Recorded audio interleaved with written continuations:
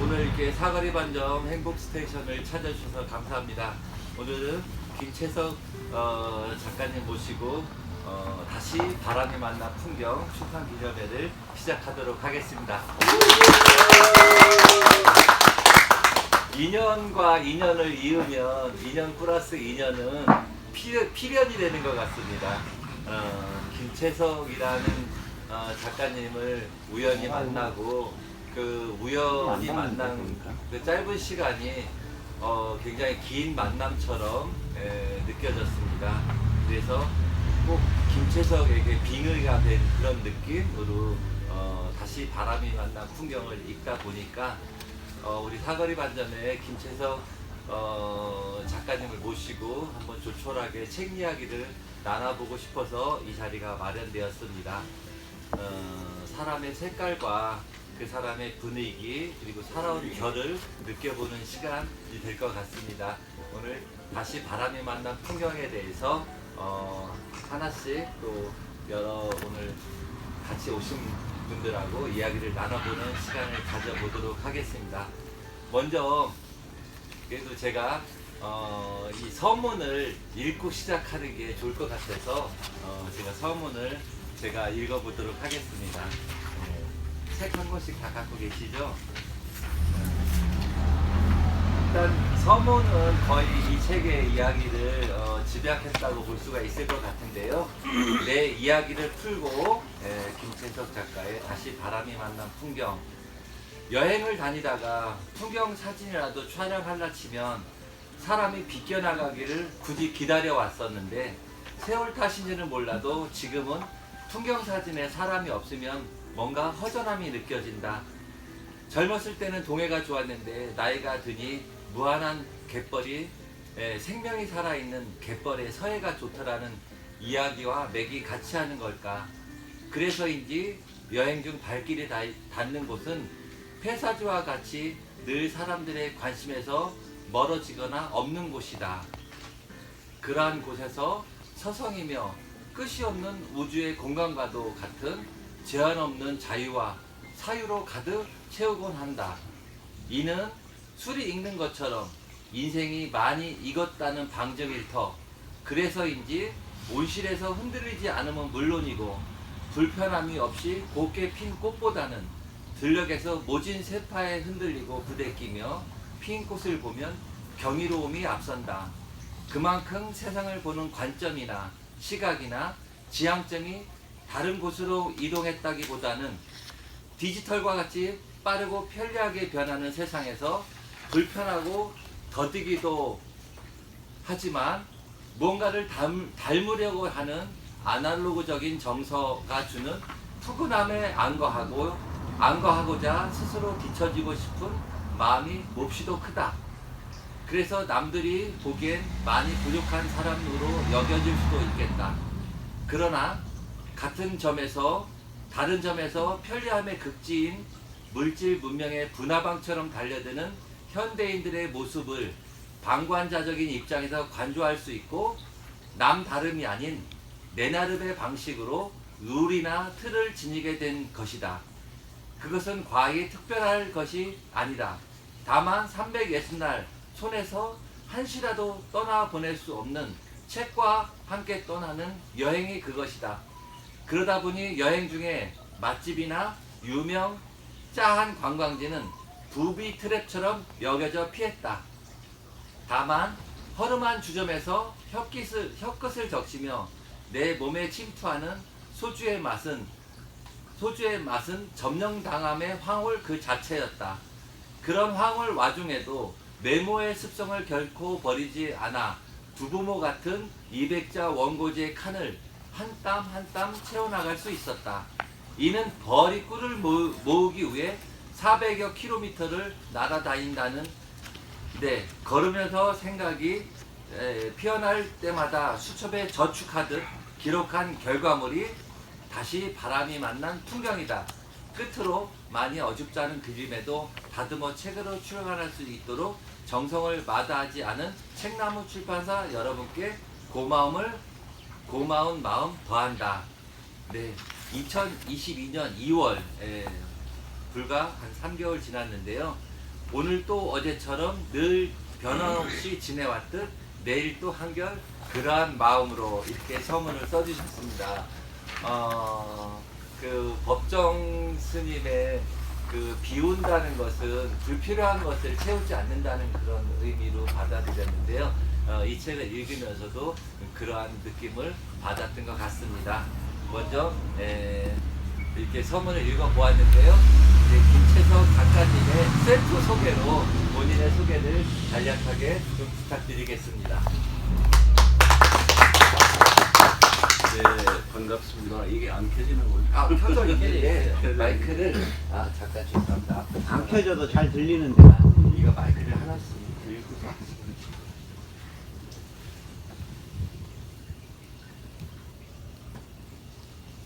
네, 저는 뭐 할 줄 아는 게 별로 없는 사람입니다. 아직까지 뭐 당규 큐대 한번 못 잡아봤고, 그것도 화투를 칠 줄 모릅니다. 다만 할 줄 아는 거는 글 읽고 쓰고 이게 뭐 전부입니다. 덤으로 좀 소주를 즐깁니다. 그 여행 중에 그래서 아까 서문에도 있듯이 어떤 그 허브름한 곳에서 한잔 나누면서 어떤 그 인생의 여백의 시간을 즐기는 것 같습니다. 그런데 이제 책을 읽다 보면 옛날에 이런 말 있잖아요. 범죄자는 자기 범죄 현장에 꼭 가보고 싶어 한다고. 그렇듯이 어떤 그 문학 속에서 만났던 그 배경이나 진행이 있으면 꼭 가보고 싶은 습성이 있어요. 그러다 보니 제가 하는 곳은 어떤 그 입장료랍니까?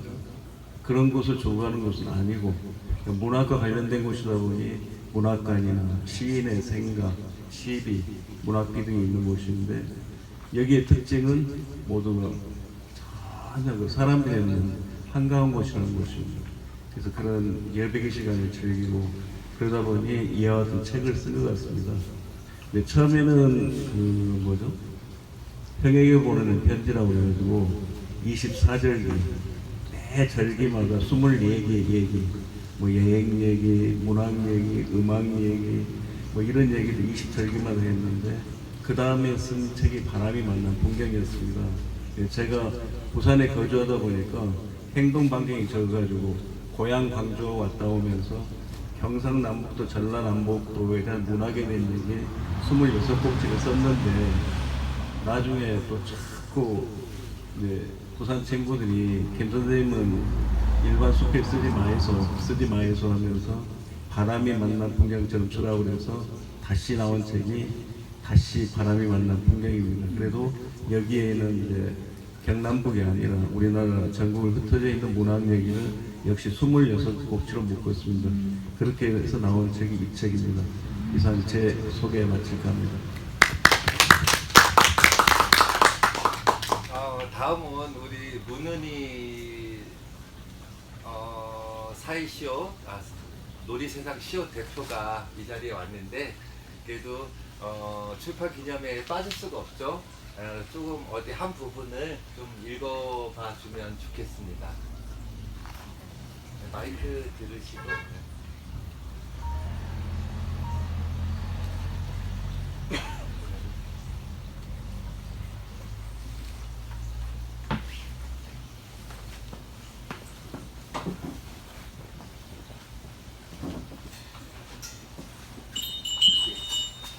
에이크가 많이 들어가지고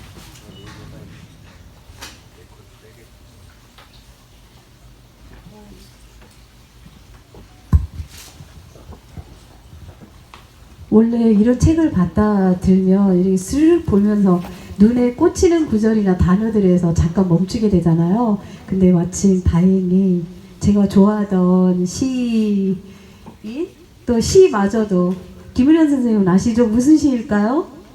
이생진 선생님? 아니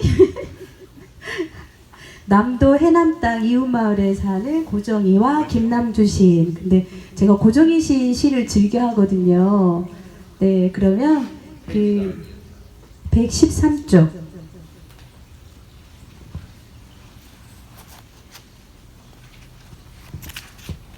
그래서 아무튼 조금이라도 반가운 단어, 내가 아는 얘기가 나오면 정말 또 다시 새로운 설렘이잖아요. 그래서 이 대목 열심히 읽었습니다. 한번 고정희 시인의 읽으면서 생각했다. 우리는 삶을 살면서 누구에겐가 상처를 주기도 하고 받기도 한다. 다만 다른 점이 있다면 보통의 사람들이 있어 준 것에 대한 기억은 관대하리만큼 쉬 잊어도 받은 거에 대해선 애써 안갚음이라도 해야겠다는 심사로 악착같이 담아둔다. 고정희의 시 상한 영혼을 위하여는 제목이 시사하듯 어떤 역경이나 고난에도 비겁하지 않고 그것을 이해하고 인내한다. 엄동의 혹한 겨울 모진 바람에 삭정이만 남 갈대가 이듬해 봄 새순을 밀어올리듯 모진 환경을 견디어 나가는 자연처럼 시인의 내면을 통해 삶의 진지한 성찰을 느끼고 배울 수 있는 시로 읽혔다. 이렇게 친절하게 써주셔서 많이 이 장면에서 멈춤했을 거라고 보고요. 저 낭독 하겠습니다.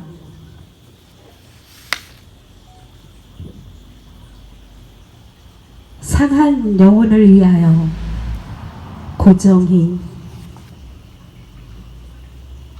상한 갈대라도 하늘 아래선 한 계절 넉넉히 흔들리거니 뿌리 깊으면야 밑둥 잘려도 새수는 돋거니 충분히 흔들리자 상한 영혼이여 충분히 흔들리며 고통에게로 가자. 뿌리 없이 흔들리는 부평초 잎이라도 물 고이면 꽃은 피거니 이 세상 어디서나 개울은 흐르고 이 세상 어디서나 등불은 켜지듯 가자. 고통이여 살맛 떼고 가자. 외롭기로 작정하면 어딘들 못 가랴. 가기로 목숨 걸면 지는 해가 문제랴. 고통과 서름의 땅 훨훨 지나서 뿌리 깊은 벌판에 서자. 두 팔로 막아도 바람은 불듯 영원한 눈물이란 없느니라. 영원한 비탄이란 없느니라. 캄캄한 밤이라도 하늘 아래선 마주 잡을 손 하나 오고 있거니.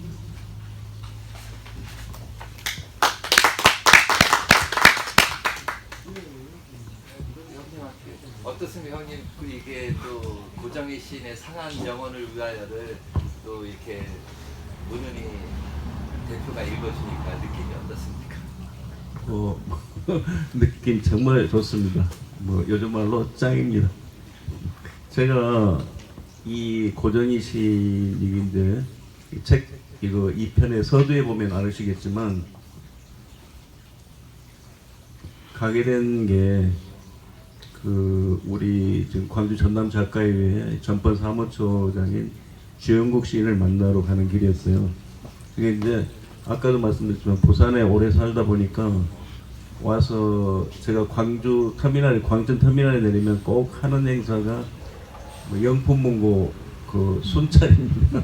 그리고 나서 이제 어떤 차를 한 대 가지고 담양에 있는 피람서원, 김인우 피람서원, 박수량 백비, 그리고 이제 우리나라 동학군이 두 번째로 승리한 황토현 전적지, 황룡 전적지, 그리고 해서 쭉 오다가 빙월당, 올봉 기대승에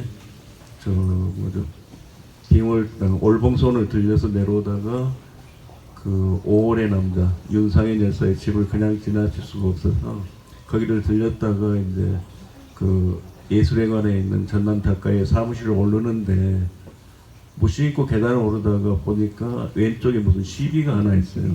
도대체 한 지방을 대표하는 예술회관이 있는데 시비가 있는데 뭐지 하고 가보니까 고정희 시인의 상한 영혼을 위하였어요. 그래서 나중에 꼭 한번 가봐야지 하고 저축을 했습니다. 그래서 나중에 꼭 인출을 했습니다. 그래서 이 글을 쓰게 된 겁니다. 네. 저도 광주에 처음 왔을 때 우리 와이프를 만나러 온 거거든요. 그래갖고 문화예술회관 앞에 그 육교 있지 않습니까? 그 육교 밑에서 한겨울에 만났어요. 그런데 이제 마땅히 갈 데가 없으니까 거기 계단을 타고 올라갔어요. 문화예술회관으로.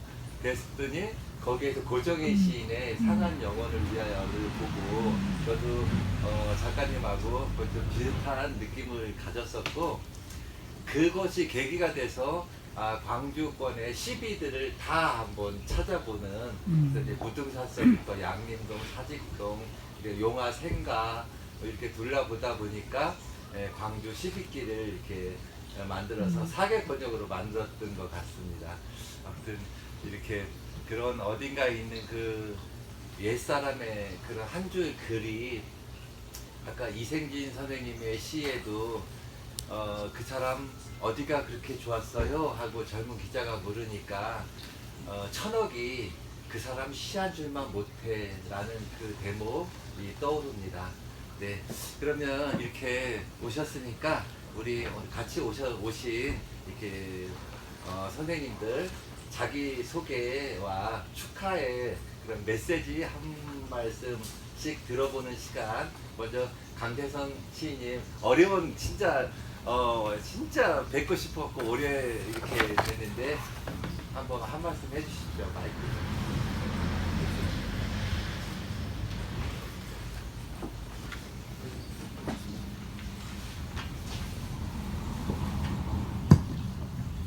예, 저는 초대 손님이 아니고 이게 여기 김채석 선생님 그 출판 기념회 축하 객으로 오게 되었습니다. 채석이 형님하고는 이제 오메실 마을부터 또 부산에서 만나 뵙고 또 광주에서 여러 번 만나 뵈면서 굉장히 그 따뜻하시면서도 문학에 대한 열정, 그리고 직접 발로 이곳을 뛰어다니면서 글을 쓰시는 이 모습이 너무 매력적이었습니다. 그래서 굉장히 축하를 많이 드리고 싶어서 제가 일요일은 잘 움직이지 않는데 일요일을 움직여서 여기까지 오게 되었습니다. 그리고 여기 오니까 김씨들의 판이에요. 보니까 김경만, 김우련, 김용훈, 전부 김씨, 김채석 선생님까지 전부 다 김씨 선생님들이 전 판해가지고, 야, 여기 진짜 이렇게 독재가 심하겠구나 이런 생각도 너무 좋은 독재 같습니다. 그래서 제가 여기 와서 느낀 건 참 따뜻한 공간이구나. 그리고 이런 공간에서 이제 문화 출판 기념회 정말 의미 있는 그런 것 같고요. 그래서 이 수가 몇 명 그냥 중요한 건 아니고 같이 마음을 나눌 수 있으면 두 사람의 마음이 이제 10사람, 100사람, 1000사람의 마음이 될 수 있는 것 같다 이런 생각이 들었습니다. 아무튼 다시 한번 축하드리고, 저는 바람이 만난 풍경 1을 읽어봤거든요. 그리고 다시 또 이번에 다시 바람이 만난 풍경 2를 대하는데 항상 느끼는 건 뭐냐면 글에 진정성이 담겨있다. 그래서 그냥 허투루 쓴 글이 아니고 직접 발로 뛰었던 그런 삶의 모습이 들어가 있어서 너무나 따뜻한 정말 좋은 책이라고 생각하고 있습니다. 다시 한번 감사드립니다. 저도 이렇게 보면은 김채석 선생님 머릿속에 뇌 용량이 얼마큼이나 될까, 그 기억력, 그리고 메모는 한다고 하지만 그 메모하는 양과 또 내가 기억하는 양이 그 용량이 정말 대단한 것 같습니다. 다시 한번 감히 우리는 접근할 수 없을 것 같고요. 다음에 우리 상범 선생님 또 축하 메시지 한번 들어보도록 하겠습니다. 네, 시를 빚는 이상범입니다. 다시 바람이 만난 풍경이란 이런 멋진 자리에 초대해 주셔서 고맙고요. 사거리 반점이 굉장히 그 문인들한테는 하나의 어떤 보금자리, 따뜻한, 그리고 주변의 어떤 그런 환경들이 제가 잠깐 시간이 나서 등대를 지나서 그 굉장히 수령이 300년 된 그런 소나무를 보고 이제 이쪽으로 왔는데요. 오늘 이 자리가 바람이 다시 만날 때는 어떤 맛일까? 아마 사거리 반점의 메인 메뉴라고 할 수 있는 표고버섯 탕수육 맛이 아닐까 생각을 해봅니다. 우리 그 김채석 작가 형님하고의 어떤 그 인연은 굉장히 최근에 짧은 인연인데 이분이 가지고 있는 어떤 그 우리 의뢰인 형님이 얘기했던 그 용량이 굉장히 스펙트럼이 넓은 것 같아요. 다방면에 어떤 많은 지식을 내포하고 있고요. 저는 뭐 하여튼 그 축하의 자리에서 뭐 다른 어떤 뭐 낭송보다는 우리 형이 여미는 글이 가장 엑기스가 아닐까 해서 잠깐 그 글 낭독하고 마무리하겠습니다. 풍요라는 거 거창하지 않다. 고기잡이 배의 어장이 무거워지면 어부의 마음은 가벼워진다고 한다. 독서도 그렇다. 특히 문학 서적을 읽다 보면 내 안에 무언가로 가득하다. 그래서 일상의 미련 훌훌 내던지고 가벼운 마음으로 떠난다. 길에서 만나는 문학의 현장에서 서성이다 보면 먹먹할지언정 슬플지언정 늘 아름다웠다. 문학의 배경을 걷다 보면 밋밋한 풍경도 양념을 더한 것처럼 맛있었다. 결론지어 말하면 문학은 나를 지탱해주는 힘이다. 고맙습니다. 문은희 선생님한테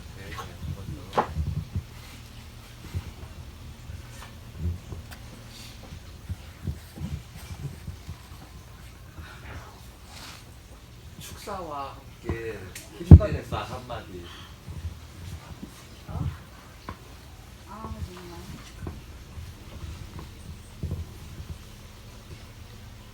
그러니까 이렇게 친구가 되고 인연이 된다는 게 시간이 중요하지는 않더라고요. 저는 아주 오래된 사이가 정말 친구가 된다. 그저 그렇게만 알고 있었는데 지금쯤 이 나이쯤에 제가 좀 변한 게 있다면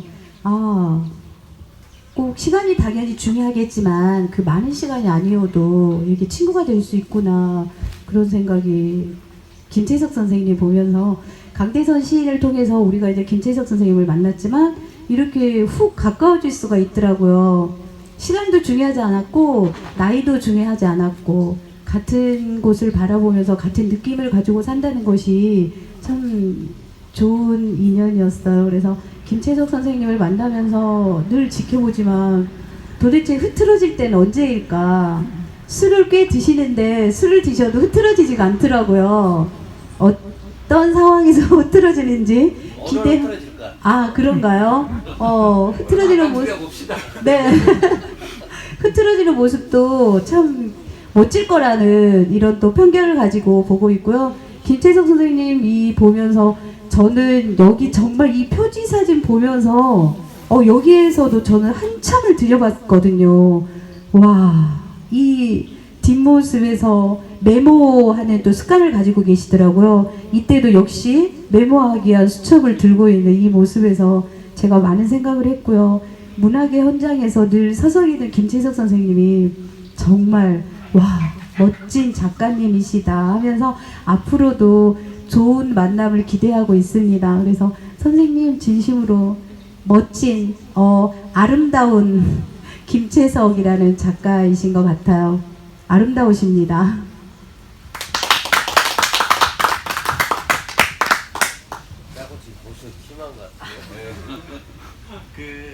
아무튼 저는 그 목로 주점이 그냥 한 노래의 그 가사 정도로 했었는데 이 책을 만나면서 그런 목로에서 술 한잔 기울일 친구가 여기 가면 어디든지 있다는 그런 느낌 너무 좋았고요.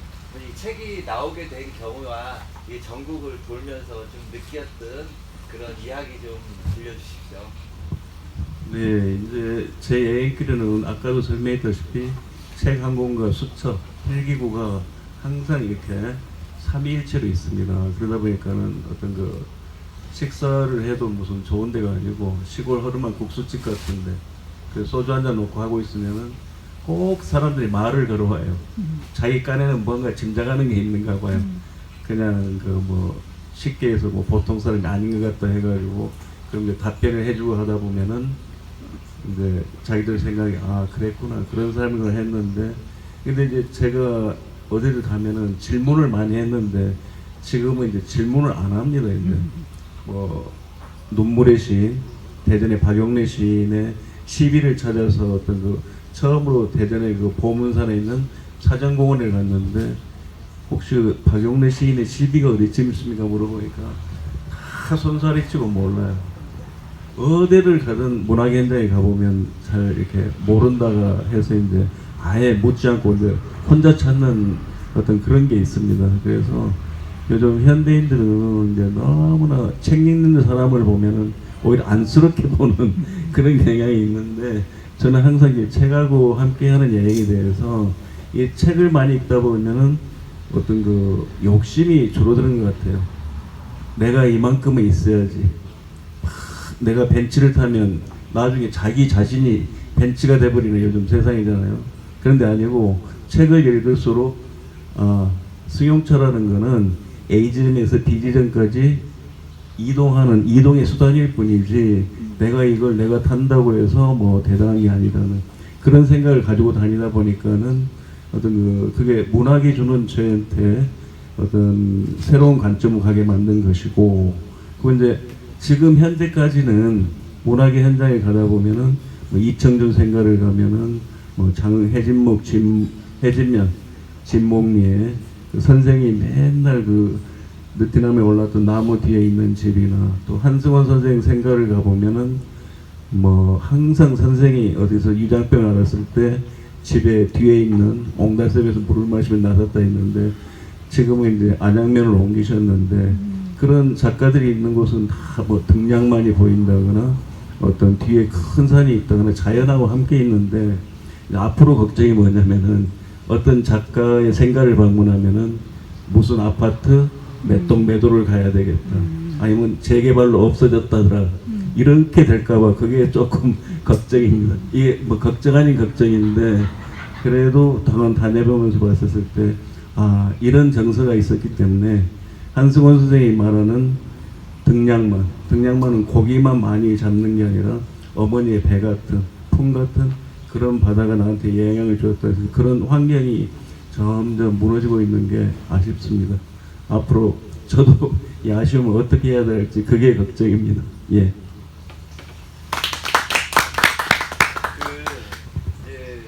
또 우리가 또 작가님한테 묻고 싶은 이야기들을 하나씩 좀 준비해 주시고요.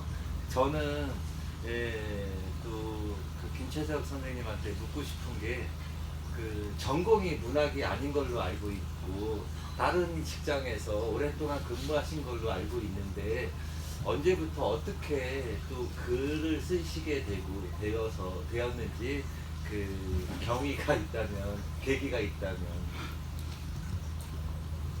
저는 1983년 1월 시무식 때 부산에 있는 제분회사에 입사를 하게 됩니다. 부산에는 제분회사가 참 많아요. 근데 뭐 밀밭길은 박모그렛이 뭐 강나루 건너서에 있던 그 밀밭은 다 없어지고 다 수입밀인데 미국에서 거의 90% 이상을 수입을 합니다. 그리고 이제 호주산이 뭐 WAS라고 좀 들어오는데 그거는 이제 좀 뭐 정맥이라고 그럴까? 그 밀이 그 뭐죠? 그냥 밀만 온다고 해서 그게 정맥, 백맥, 좀 붉은색, 흰색이 있어요. 그걸 배합을 해가면서 1등, 2등, 뭐 3등, 또 껍질 부산물은 이제 부산축 같은 사유로 다는데 저는 이 회사에 이제 총무과에 입사를 했어요. 그래가지고 그 실무사원으로부터 이제 총무부 차장까지 어떤 지내는 동안 인사발령을 한 번도 받지 못했어요. 다른 업무과랄지 관리과랄지 그냥 입사해서 퇴사할 때까지 맞는 총무과에만 있었는데 그게 이제 뭐 대표이사 어떻게 받는지 모르지만은 이제 그런 경우가 있었어요. 그런데 이제 제가 글을 쓰게 된 동기는 군대 생활할 때 그 자꾸 옆에서 연애 편지를 대신 좀 써달라고 해요. 그 제가 뭐 문장력이 있는 건 아니고 그때 이제 글씨를 조금 정자체로 썼어요. 저희 아버님이 교정에 있었는데 아버지가 뭐 재수가 이 글이 뭐냐고 물어보면은 아버지 글씨인데도 당신이 써놓은 글씨 무슨 말인지 모르고 저도 모르고 또 내 막내 동생이 남동생인데 형 이거 내 쓴 건데 이게 뭐 모르겠다고. 근데 제 글씨도 역시 그랬어요. 근데 중학교 2학년 때 아이고 글씨가 이래가지고는 안 되겠다 싶어서 이제 그 송정리에 있는 이제 서점에 가가지고 팽글씨 교본을 써가지고 여름방학 내내 교정을 하니까 글씨가 반듯해지더라고요. 그런데 군대 생활하니까 옆에 전우들이 보고 그게 좀 글씨체가 좋았는가 봐요. 문장이 좋은 게 아니라. 그러다 보니까 자꾸 써주다 보니까는 휴가 나오면 서울 시집을 사다 놓고 윤동주 시집을 사다 놓고 나이날 마리아의 시기를 사다 놓고 그래서 제 관물대에만 책이 꼽혀 있었어요. 그리고 이제 그 어떤 아가씨인지 모르는데 받아보면 설레일 수 있도록 쓸 때 시집을 인용하는 게 제일 저기였어. 그게 그것도 뭐 도둑질도 하면 된다고 거기서 글 쓰는 게 자꾸 늘어나고 하면서 회사 생활할 때 다이어리를 매날 회사에서 줘요. 새해가 되면은. 그러면 회의하면은 제가 총무과니까 회의를 주제를 하면서도 한 페이지씩 하루에 한 페이지씩 지금도 그 노트를 가지고 있어요. 아버지 하면 아버지에 대한 글을 끝장까지 끝줄까지 절대 빼놓지 않고 쓰자 해가지고 회의 도중에 한 편씩 쓰는 거예요. 그렇게 늘다 보는데 송정리에 가면은 영화 박영철 씨라고 계세요. 그분이 우리 그 시문학을 저기 하시고 영남과 정지영과 함께 그런데 그 사모님을 제가 참 잘 알아요. 어떻게 알게 됐냐면 군대 제대하고 오니까 저희 어머니께서 저희 아버님이 송정리 정강고등학교 불교 학교잖아요. 근데 모두 불교에 돼 있는데 어머니 집안이 어쩌다가 이제 원불교 쪽으로 그래서 아버님도 같은 연원 뭐 불교니까 괜찮다고 하는데 그래서 이제 송정리에 있는 소천교당에 가니까 영화 박영철 선생님 사모님이 계시는 거예요. 그러면서 일요일 날마다 저하고 그 사모님하고 데이트를 하게 돼요. 그래가지고 이 시는 뭐 보성으로 가는 시집가는 동네 누나가 그 반멸차에 뭐 누구를 보내고 이런 시를 여기서 썼고 이게 다 하고 그분이 이화여전 출신이잖아요. 그래가지고 우리 집에 오시면 영시도 다 번역해서 가르쳐 주시고 그분이 저한테 그 문학에 대해서 좀 이게 눈을 열게 해주셨어요. 부산에서 오면은 항상 제가 영화 생각에 가면은 그 서울에 사시는 사모님이 꼭 그때마다 어떻게 맞게 와 계셨었어요. 그럼 이제 문학 얘기를 하고 이렇게 하고 한 번은 송정공원에 영화 선생님 시비 제망할 때 오신 손님들한테 먹을잔을 주려고 그랬는데 그 문학천년에 오면은 주려고 하나 감춰놨다고 또 주시고 그것도 제가 지금도 보관하고 있는데 그런 연유로 해가지고 이제 시문학을 이제 더 관심 있게 보게 되고 그리고 이제 어떤 뭐 책하고 항상 회사에서 사람들이 일요일에 일찍 안 하면 다 싫어하잖아요. 근데 저는 반대로 책 한 권 들고 하면 읽고 하는 걸 굉장히 좋아해요. 그래서 제가 이제 그 인연이라는 게 이제 상당히 중요한데 박영철 선생님 사모님을 뵙고 문학에 상당히 기울었어요. 그래서 이제 그래서 글 쓰는 걸 놓지 않고 글 읽는 걸 놓지 않고 하면서 지금에 이르렀습니다. 이상입니다.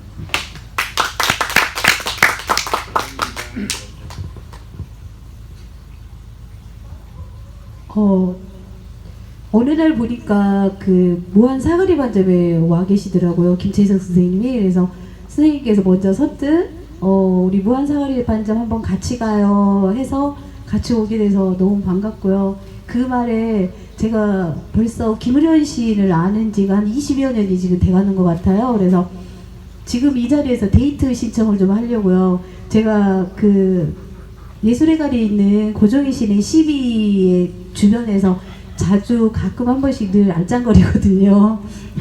늘 거기 앉아서 커피도 자판기 커피가 바로 앞에 있어요. 맛있어요. 그래서 거기서 한 잔씩 먹고 내려오기도 하고 그러는데 다시 그 고정이 12또 갈 겸 예술회관 한 바퀴 돌 수 있는 그런 시간 한번 내주시죠. 누구 저요? 네, 김태정. 네.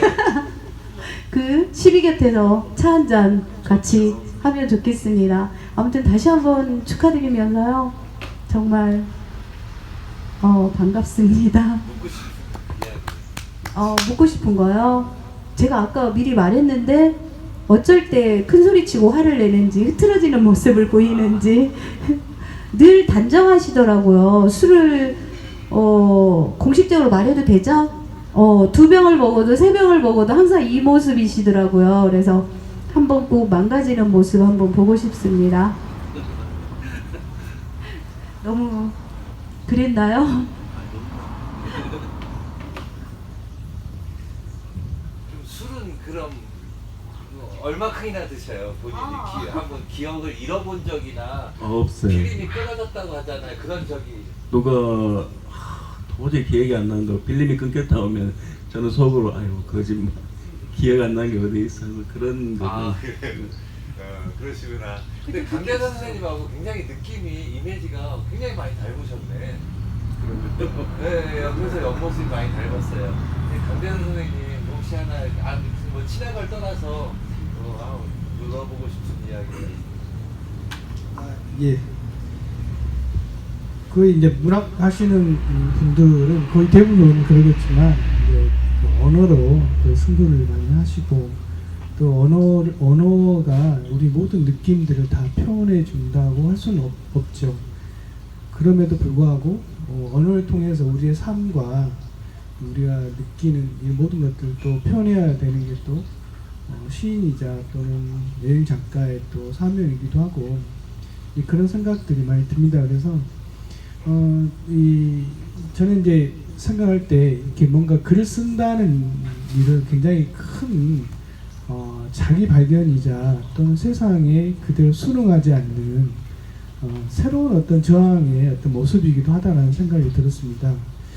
그래서 저는 선생님이 이렇게 바람이 되어서 만나는 풍경을 통해서 선생님 나름대로 색깔을 많이 가지셨을 거라고 생각이 들어요. 그래서 세상을 바라보는 눈도 또는 앞으로 어떻게 살아가야 될 것인지에 대한 그런 생각들도 많이 할 수 있는 그 기회가 되지 않았을까라는 생각이 들거든요. 그런 이야기를 하나 해주시고요. 또 앞으로 어떤 계획이 있으신지 그것도 같이 곁들여서 말씀해 주시면 후배들에게도 많은 도움이 되지 않을까 싶습니다. 네, 저는 이제 지금까지 살아온 것들처럼 앞으로 그렇게 큰 변화는 없을 것 같아요. 집에서 가장 많이 듣는 소리가 제발 검정옷 좀 입지 말아라. 그 소리를 결혼해서부터 지금까지 듣고 있는 것 같아요. 근데 그게 참 변하기가 힘들고요. 그래서 오늘 또 옷을 뭐 입고 올까 생각하다가 청바지를 입을까 하다가 다시 검정바지를 입게 됐는데요. 제가 어떤 그 뭡니까 사계를 통해서 여름에만 이렇게 그냥 이런 차림의 옷도 입고 가야지 항상 검정 상복 차림입니다. 저번에 의뢰 나오께서 그러더라고. 제발 이 옷 좀 입고 오지 말라고. 편하게 입고 와서 좀 뭐 저기 월도마을에 가서 좀 밤에 술도 마시고 이야기도 뒹굴고 하자고 그랬는데 아마 저는 이제 앞으로도 글을 쓰면서도 그렇게 큰 문학의 범주를 좀 벗어나지 않을 것 같아요. 그리고 동안 뭐 문예지에 낸 글이 한 권 이상의 수필집을 꾸밀 수 있는데도 제가 읽어보면은 그냥 주변 신변 이야기는 없는 것 같아요. 부산에 보면 문학도시라고 있는데 거기서 보면은 그냥 뭐 오늘 골프장에 갔다 라운딩을 했다 뭐 기분이 좋았다 뭐 마서 호프집에서 호프를 마셨다 이런 얘기를 갖다 그 문예지에다 수필이라고 써놓은 거 보면은 그래서 저는 이제 원래 그 수필을 안 쓰려고 그랬었는데 근데 이제 다른 사람들이 항상 김 선생님 수필에는 우리 문학을 끌어내가지고 그 이 얘기를 만든다고 그래요 저보고. 하지만 저는 만드는 게 아니고 실제 그 현장을 더듬이처럼 더듬어가면서 썼기 때문에 저는 앞으로도 크게 그렇게 변하지는 않고 지금 이대로 아마 나갈 것 같습니다. 그게 저에 대한 보답이고 여러분에 대한 보답일 것 같습니다. 이상입니다. 예.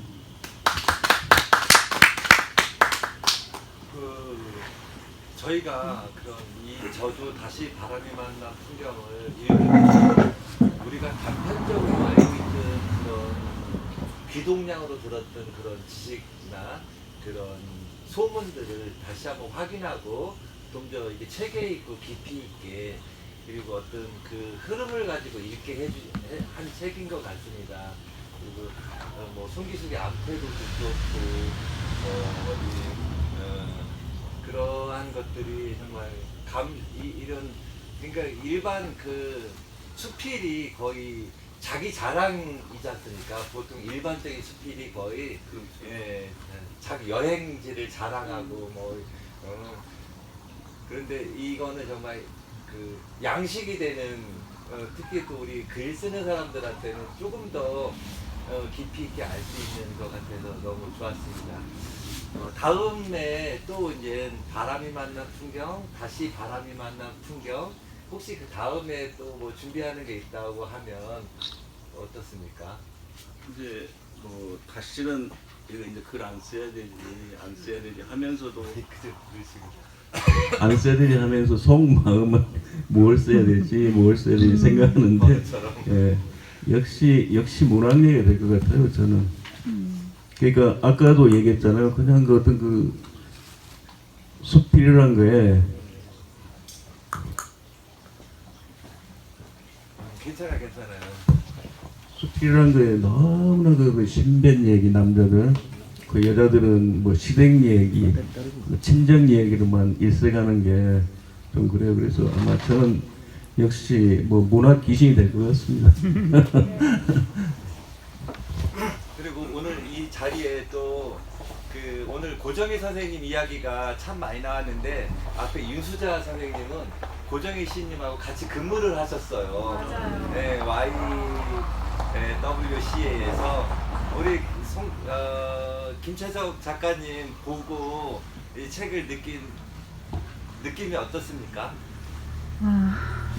저는 그 김채석이라는 그 이름, 채석이라는 이름이 정말 좋았어요. 맨 처음에 그 가슴에 확 가서 닿는 이름이에요.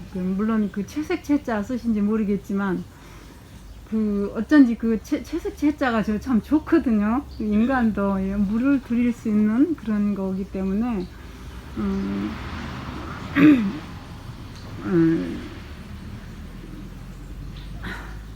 저는 이제 그 시를 쓰면서 물론 전부 다 시 쓰는 우리 강대선 선생님은 물론이지만 김우련 선생님이랑 그러니까 메모하는 게 이제 습관이잖아요. 근데 이 메모도 우리가 고등학교 때인가 그 1학년 때쯤에서 박목월 선생님이 메모하는 거에 대해서 수필 써놓은 걸 국어 시간에 배웠거든요. 근데 즉시 쓰지 않으면 잊어버린다고 그랬는데 전 여기 얼른 읽을 때 선생님이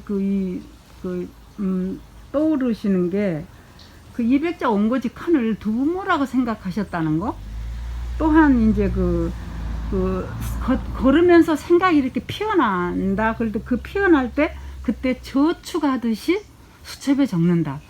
이 말이 정말 좋아요. 이것이 그 이미지를 그게 완전히 살려주는 거거든요. 그 두 가지가 정말 그 생각이 좋았고, 그리고 우리가 지금 보면은요, 옛날 그 선지자들이나 뭐 앞서 가신 선배들 보면 이렇게 그분들이 그 지명이나 인명을 남기는 거, 이게 참 좋더라고요. 근데 우리 짧은 시 속에다도 못 써도 수필가들이 특히 그 지명이나 인명을 써주는 게 우리들한테 나중에 공부가 돼요. 그래서 여기서 제가 보면은 115페이지에 보면 여기가 지금 전남이 전부 다 들어있어요. 다 들어있어가지고 이것만 보면은 저희들이 한번 문학가들 여행하고 싶을 때 여기만 이 몇 줄 열 몇 줄 이 줄만 보면 전부 다 우리가 파악할 수 있는 거. 이게 저는 너무 반가웠어요. 왜냐하면 다른 아름다운 표현들은 우리가 다 할 수 있지만 이런 인명을 남긴다는 거, 지명을 남긴다는 게 엄청 좋은 일이거든요. 글 쓰는 사람들이 해야 될. 어느 날 떠났다. 맞선 보는 것도 아니니 이유나 조건이 없이 그냥 떠났다. 부산을 뒤로 하고 남해 고속도로를 달리다가 김승옥의 무전기행에서 안개에 점령당한 순천, 조종래의 태백산맥에서 짭조름한 꼬막 맛의 벌교, 득음과 소리의 고장, 보성, 이청준, 한승원, 이승우, 송기숙 등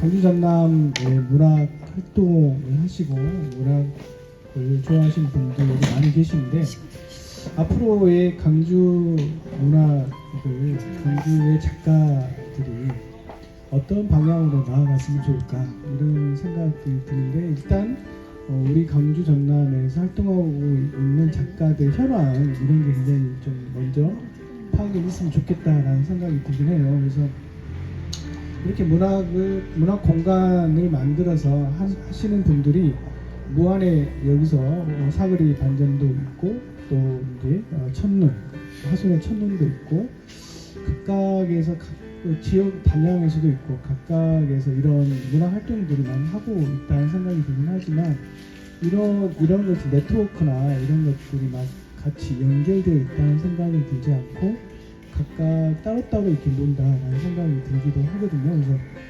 그래서 김채석 작가님이 생각할 때 강전남의 문학하는 작가들의 어떤 교류라거나 또 앞으로의 어떤 발전 방향 혹시 생각을 있으신 분이 있으면 말씀해 주시면 좋겠습니다. 제가 이제 부산에서 이제 문화 활동하면서 뭐 교류하는 친구들 다 뒤로 두고 왔는데 광주에서 이제 별로 얼마 짧은 기간이잖아요. 근데 이제 뭐 몇몇 사람이 아는 사람을 통해서 얘기했을 때 봤을 때는 어떤 그 작은 문화인들 사이에 뭔가 좀 많이 나뉘어져 있다는 느낌을 많이 들었거든요.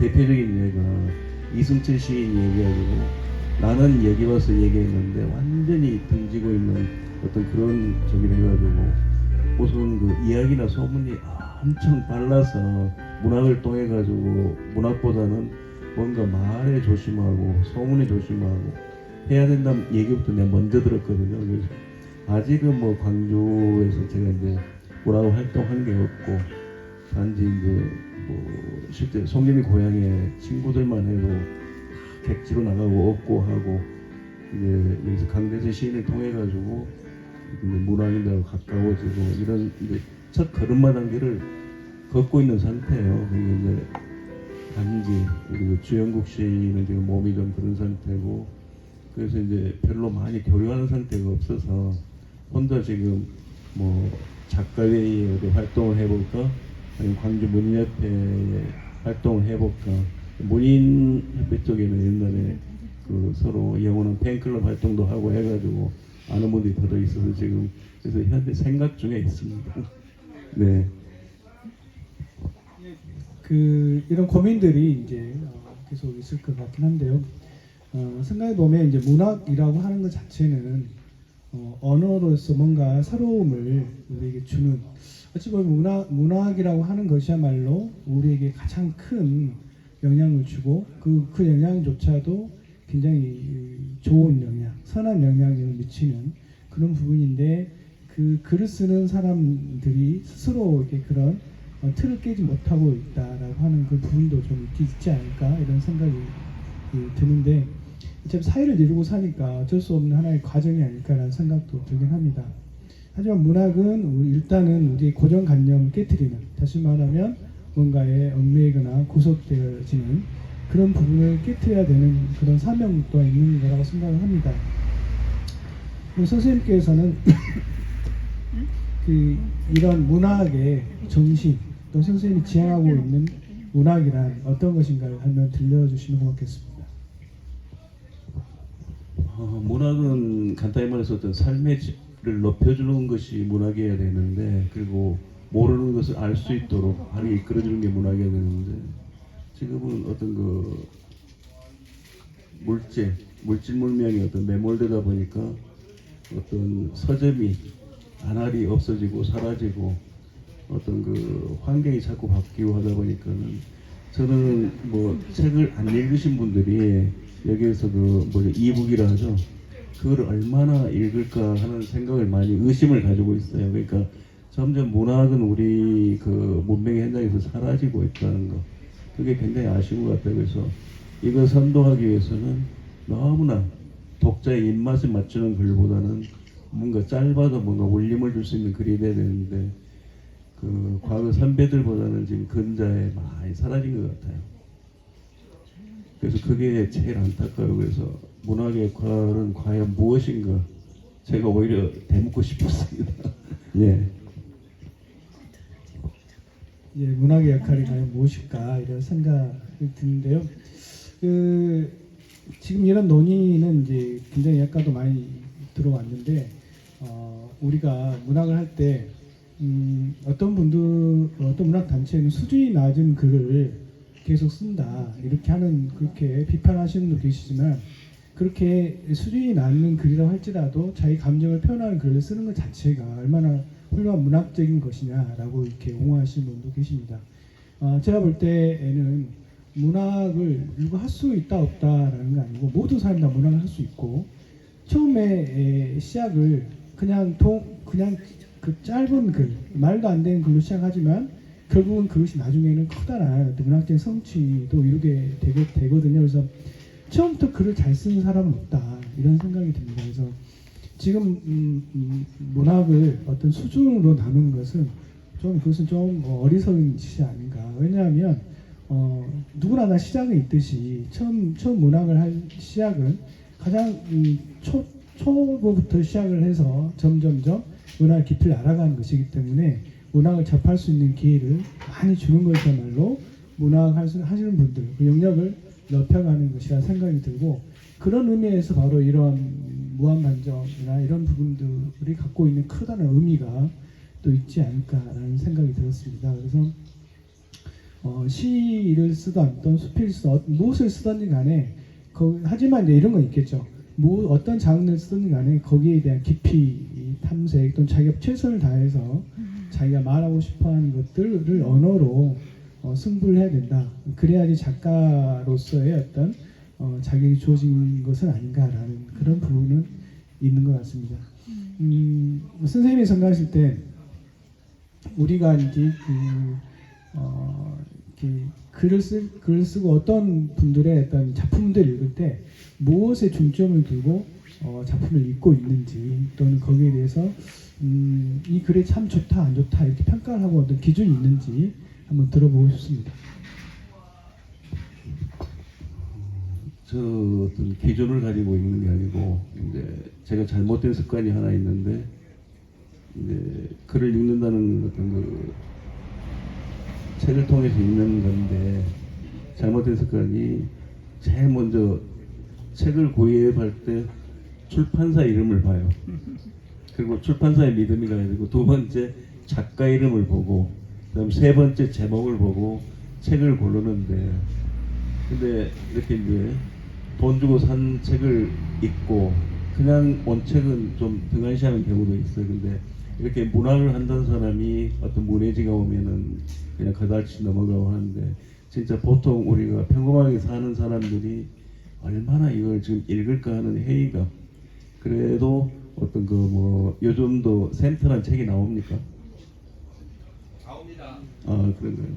이런 좋은 생각 같은 걸 통해서 어떤 그 문학이 이렇게 뿌리를 내려야 되는데 지금 그래서 저 이 글 속에서 보면은 현대 물질 면면을 많이 비꼬는 게 많이 있어요.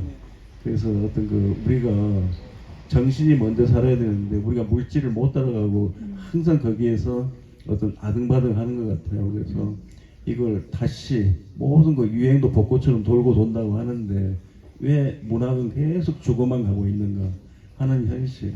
그렇다고 이게 딱 어떤 사람들이 문학에 눈이 트일 수 있도록 하는 그게 뭐 양념 음식한테 양념 같은 것을 어떻게 할 수 있는 걸 없는가 하는 고심을 해봤는데 너무나 좀 쇠퇴일로가 돼가는 게 지금 많이 아쉽습니다. 어떤 혼자 마음 끙끙 앓아본들 어떻게 할 수 없는 입장이고 하여튼 그래도 작가들이 어떤 매체를 통해서 많이 글을 발표하고 그래도 100명이 있고 한두 사람이 고개라도 끄덕끄덕 하면은 그게 어떤 문학의 역할이지 않을까 싶습니다.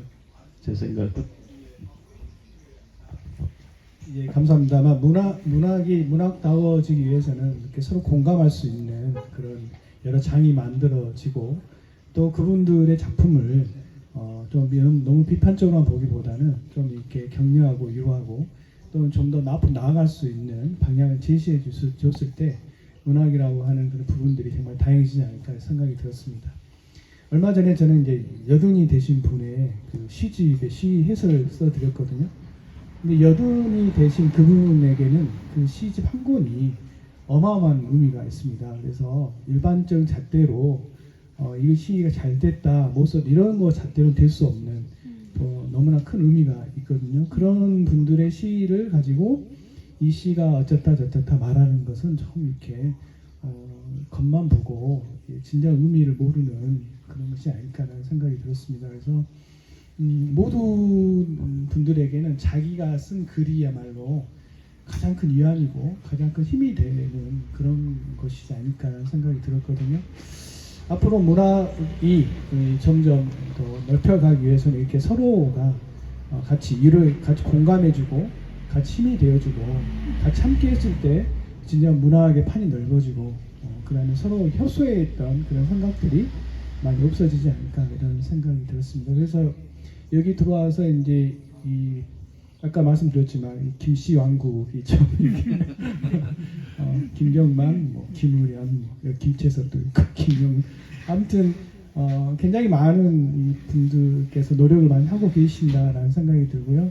앞으로 이걸 계기로 작은 모임이지만 여기서 큰 모임으로 같이 발전하고 같이 마음을 나누고 시와 노래와 또 음식과 모든 사람들이 모였을 때 큰 의미가 있을 것 같다라는 생각이 들었습니다. 다시 바람이 만난 풍경 너무나 좋은 책이고요. 또 이렇게 직접 발로 가슴으로 뛰었던 이 책을 또 소중히 만날 수 있는 기회였습니다. 저는 이 정도에서 마무리했으면 좋겠는데 어떠십니까? 네, 괜찮으십니까? 마지막 한 말씀 딱 한 말씀 해주시고. 네, 오늘 아쉬움이 있다면 좀 아쉬움이 전에 제가 이 책에는 아까 선생님이 얘기하셨듯이 여기는 100% 실명과 그 지명 그게 같이 항상 변주됩니다. 왜냐하면 어떤 항상 그 사실성을 강조하기 위해서 실명과 지명이 꼭 꼬집어서 나와야 되기 때문에 그리고 한 가지 또 잘못한 점은 우리 그 의뢰나우께서 그 책을 좀 한 20권 가져가고 있는데 저는 여기서 항상 고정적으로 문학하는 멤버들이 계셔서 그런가 보다 했지 안 그랬으면 우리 강대선 시인의 말씀마다 문학이나 문자도 모르는 친구들 뭐 한 20명은 좋게 몰고 왔을 건데 대관령 양떼모자는 양떼모도시 몰고 왔을 건데 저는 그거를 좀 차이점을 몰랐어요. 그랬는데 오히려 뭐 우리끼리 오늘 이렇게 보낸 시간이 더 좋은 것 같습니다. 앞으로도 종종 뵐 수 있는 기회가 되었으면 좋겠습니다. 이상입니다. 자, 다시 바람이 만난 풍경의 3개를 축하하면서 뭐라고 해야 될까요? 이 분위기에서 하여튼 다시 김채석 작가님의 다시 바람이 만난 풍경 조촐하지만 출판 기념회를 축하합니다. 간단하게 끝이게요.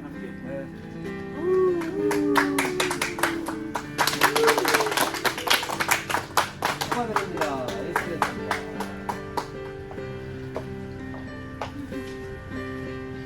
그리고 칼이 아직 있었는데 그래도 나이프를 한번 대야 되지 않을까?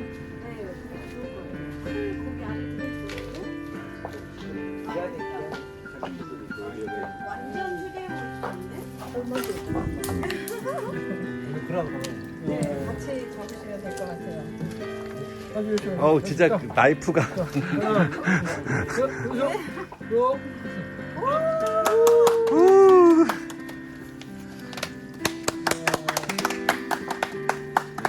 뭔가 훌륭하게 된 것 같습니다. 최근 사거리 반점에 냉동해서 계속 쓰세요. 네, 감사합니다.